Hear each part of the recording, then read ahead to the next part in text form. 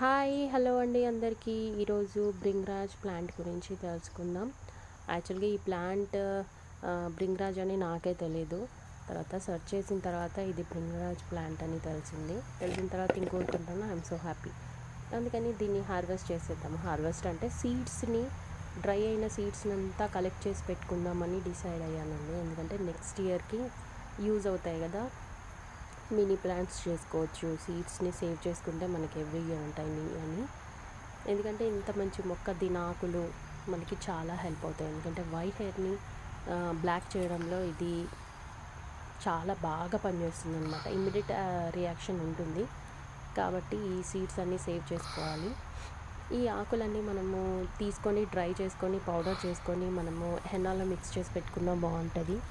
Hair ఊడకుండా save చేసుకున్నాం, మనకి ఎప్పటికైనా మంచిది కాబట్టి.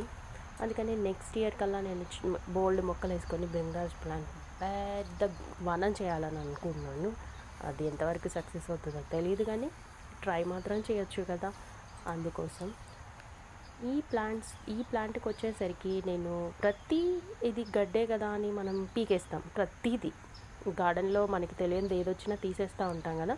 ఫస్ట్ మనం చేయవలసిన పని ఏంటంటే ప్లాంట్ యాప్లోకి వెళ్ళి ఫస్ట్ ఈ మొక్కనే కదా, ఏ మొక్క అయినా కానీ ఒక ఫోటో తీసుకుంటే మనకి ఆ ప్లాంట్ యాప్ ఇది ఏం మొక్క అనేది దీనిదంతా హిస్టరీ చూపించేస్తుంది. కాబట్టి మనం ఫస్ట్ ప్లాంట్ యాప్లో చెక్ చేసుకున్న తర్వాతే దాన్ని అది పనికిరాని మొక్క, పిచ్చి మొక్క అంటే తీసి పడేయండి తప్ప. ఇలాంటి మొక్కలు చాలా అరుదుగా వస్తాయి. కాబట్టి వీటిని మనం ప్రొటెక్ట్ చేసుకోవడం చాలా మంచిది. ఎందుకంటే వీటి సీడ్ హెల్ప్ అవుతుంది నెక్స్ట్ మనం యూస్ చేసుకోవడానికి. కాబట్టి అందుకనే నేను సీడ్స్ హార్వెస్ట్ చేసుకొని దాన్ని నెక్స్ట్ ఇయర్ కోసమే దాచుకున్నా. ఈ వింటర్లో రాదు, ఇంకా ఇదే లాస్ట్.